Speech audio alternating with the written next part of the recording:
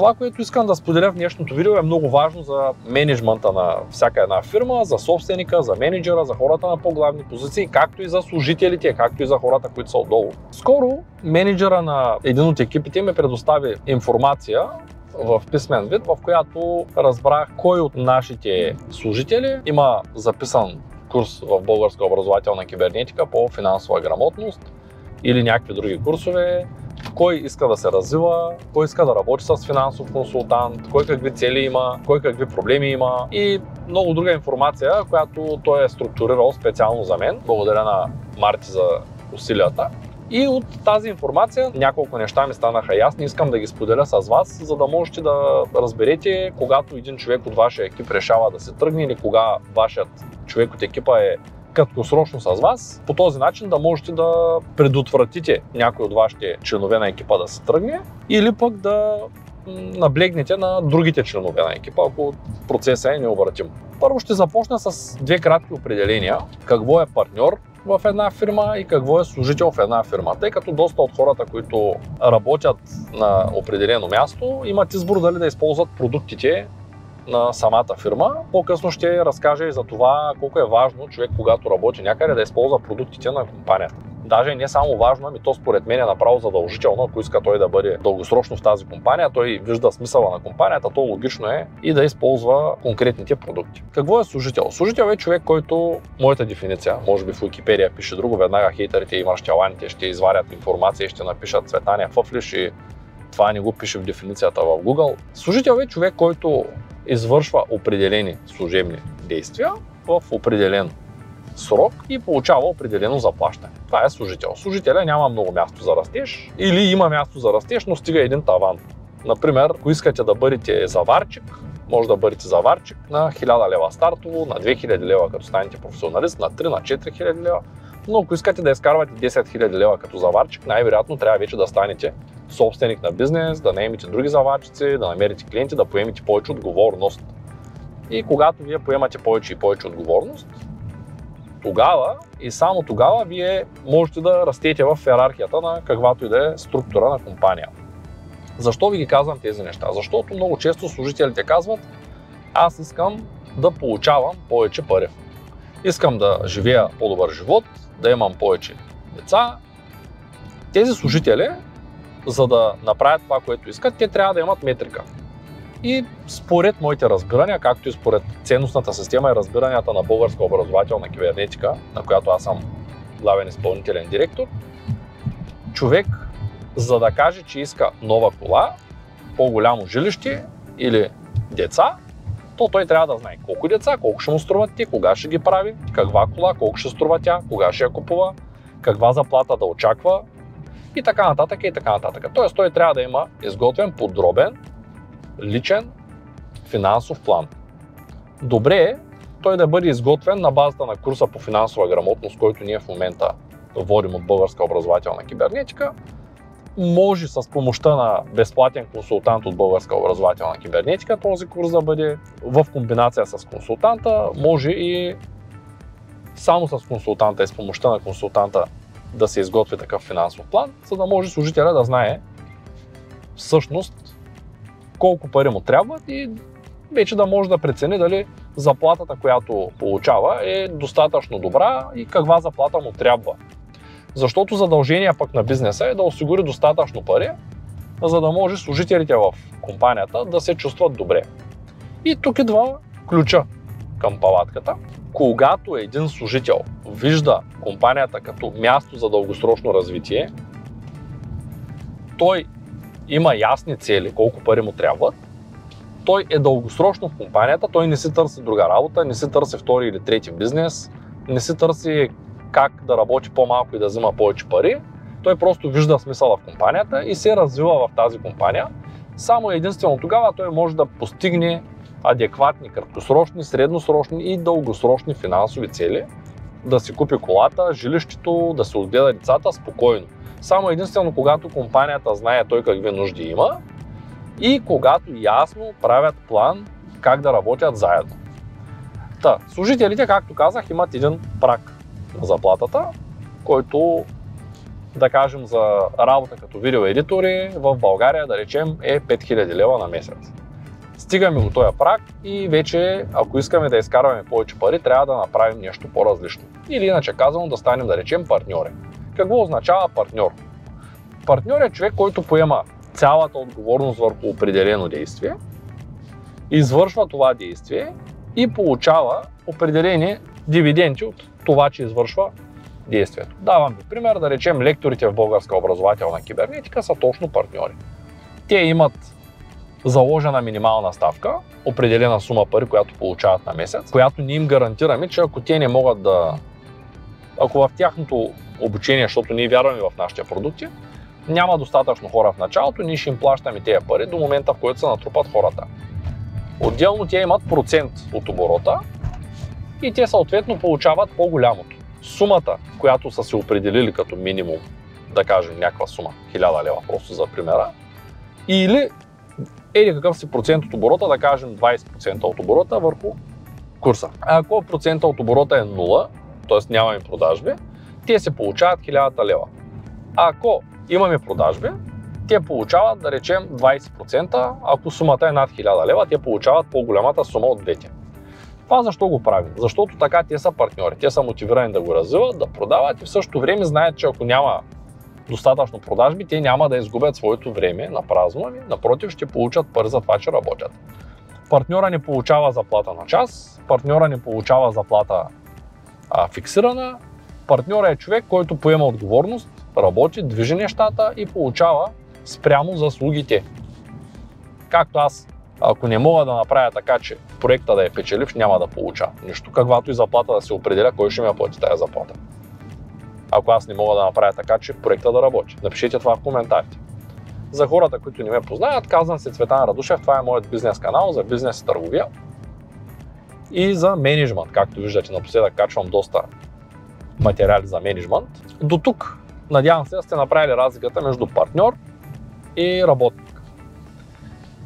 След като вече имаме човек в компанията, разбира се, може и всеки един работещ човек да бъде партньор на компанията, просто да не иска да става партньор в истинския смисъл на думата партньор.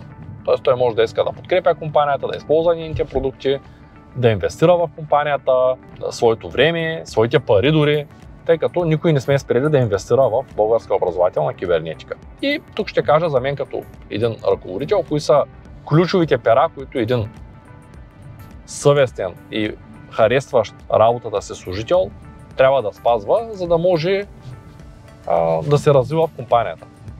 Първо, той да е клиент на тая компания, да му харесват продуктите. Ако работи в Ford, да управлява Ford, а не Opel. Това е първо. Тоест, ако работи в българска образователна кибернетика, то поне да е карал един курс по финансова грамотност, напълно изцяло, да си го е купил, както ние му плащаме заплата всеки месец, той пък част от заплата да се е инвестирал в собственото си развитие, за да знае как изглежда продукта на компанията.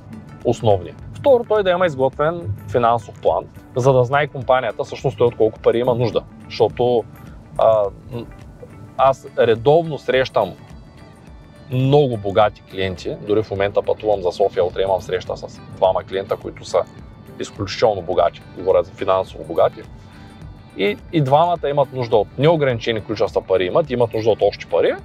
Обаче, когато ги попитам за какво са им пари, получавам конкретни ясни отговори. Трябват ми пари за това, за това, за това и за това. Тоест, те имат финансов план, по който вървят.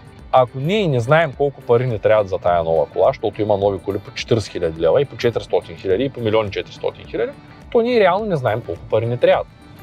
И затова е много важно човек, служител в една компания, да има ясна цел колко пари му трябва. За да може дългосрочно да бъде в компанията, то той трябва да получава достатъчно пари, които достатъчно пари трябва да бъдат измерени в цифри. Трябват ми 5000 лева, за да отгледам едно дете и да имам нова кола. Ясно, точно и кратко. Изчислено по финансов план. Много е важно. Следващото, този човек трябва да вижда задължително смисъл дългосрочно в компанията и как разбираме, че той вижда смисъл. Той не ходи да търси работа в втора компания. Не се търси допълнителна работа. Не прави така, че да развива 2, 3, 4 проекта едновременно, които са странични. Той е фокусиран върху компанията, мисли изцяло и само в компанията и крайната му точка за него крайната цел е да направи така, че да развие себе си в компанията и чрез собственото си развитие да развива и компанията. Тогава и само тогава, когато нашата компания се развива от такива кадри, ние можем дългосрочно и стабилно да се развием. В противен случай, човек, който е при нас, защото взима 20 лева на час, ако го интересуват само парите като самоцел, без да знае за какво само, то той е склонен да се премести другаде за 25 лева на час. После е склонен да се премести на трето място за 30 лева. И дори ние да му дадем 30 лева вместо 20 лева, ако той така твърди, то той рано или късно някъде ще се намери работа за 40. И той пак ще се премести. Не знам ви какво мислите по този въпрос. Напишете това в коментарите. Компанията пък от своя страна трябва да дава среда на тези хора да се развиват. Какво означава да даваме среда на хората да се развиват? Ами ние от Българска образователна кибернетика имаме възможността да създаваме лектори, да създаваме партньори, да създаваме бизнес проекти, да набираме капитал за различни бизнеси, които сме решили, което автоматично ни дава възможност да развиваме своите кадри и те да бъдат силни и независими. Да речем в нашата компания голямата част от търговците вече работят с фирма, пускат фактура и получават дивиденд, т.е. комисионните директно от компанията. Това е огромен плюс за нашата компания, защото ние знаем, че всеки търговец може да развива бизнес и извън компанията, да получава пари, да развива проекти, от които компанията не се облагодетелства. Това е чудесно. Той взима знанието от нас, прилага го, работи с външни, с други клиенти, даже и с наши клиенти работи, правят отделни бизнеси и той получава пари. Създавайки силни и независими хора, ние имаме истински здрави силни партньори. Както сега предстои програмната част на компанията да се отдели като отделен проект, може би тук до 1-2 години, и тя да започне да функционира напълно автономно. Отделно този проект, който те ще създадат момчета, той ще бъде отделен проект, те ще бъдат предприемачи, истински партньори, които ако им се издъни проекта, няма да вземат пари. Няма да им плащаме за това, че те правят нещо, а те ще поемат отговорността върху създаването, ние пък ще поемем отговорността върху продажбата на проекта. И така можем наистина да имаме силни партньори. Ако ние не продадем проекта, губим си времето, не получаваме пари. Ако те не го реализират, губят си времето и не получават пари. Изключително важно е човек да осъзнава, че компанията не му е длъжна. Без значение дали е партньор или служител. Всеки трябва сам да изгражда собствения си живот и всеки трябва сам да има силата да направи това нещо. В противен случай, ако вие не можете да бъдете клиенти на своята компания, да се развивате в своята компания и компанията не може да ви изпълни финансовите цели, е по-добре да прекратите работа с тази компания и да отидете да потърсите друго място, което е подходящо за вас. Ако смятате, че компанията е длъжна да ви дига заплатата, длъжна е да ви дава повече и повече пари всеки следващ месец за същата работа, без да поемате допълнителна отговорност, ако смятате, че някой някъде ще ви плаща без да работите или просто е така, ще ви лансира, защото работите от 2-3-5 години там, просто няма как дългосрочно да останете на това място, особено ако компанията има ценностна система, като компанията Българска образователна кибернетика, в която в момента работят колегите. Това е основното, което човек трябва да знае, за да може да съхрани своята компания. От другата страна погледнато на хората, които организират бизнеса. Това, което трябва да знаят тези хора е, че ако те не могат да осигурят достатъчно добра компанията, да им осигурят достатъчно добра основа и поле за развитие на своите кадри, било то те партньори или просто работници, в дългосрочен план ще трябва да подменя своите кадри, което със сигурност няма да им помогне за развитието на компанията, нито пък за развитието на кадрите и в дългосрочен план тая компания няма да е стабилна. Една компания е стабилна тогава и само тогава, когато кадрите в нея са стабилни, знаят се работата, виждат ясно целите на компанията, виждат собствените си цели като част от целите на компанията и компанията се грижи за тях и вижда техните цели като собствени цели. Само единствено тогава можем да кажем, че ние имаме една истински стабилна компания, която изпълнява целите на своите служители, на своите партньори и на своите клиенти. По същия начин и с клиентите. Като споменах клиенти, компанията трябва да може да удовлетворява, да променя живота на своите клиенти към по-добро по осезаем за тях начин. Това важи и за служителите, но важи и за клиентите. Тоест, ако продуктите на една компания не са достатъчно добри и клиентите на тая компания в дългосрочен план не са доволни от нея, то при всички положения няма да има устойчив бизнес, няма да има устойчива компания. Надявам се това видео да ви е било полезно. Ако това е така, ударете един палец нагоре. Ако пък имате желание, можете да се включите. Надявам се, ако сте служители в Българска образователна кибернетика и все още не сте гледали курса по финансова грамотност, да се включите в курса по финансова грамотност от първия линк в описанието на това видео. Може да ударите палец нагоре към банката и да гледате ето този подкаст с Ангел Тодоров за финансовата грамотност, който направихме съвсем наскоро. Благодаря ви!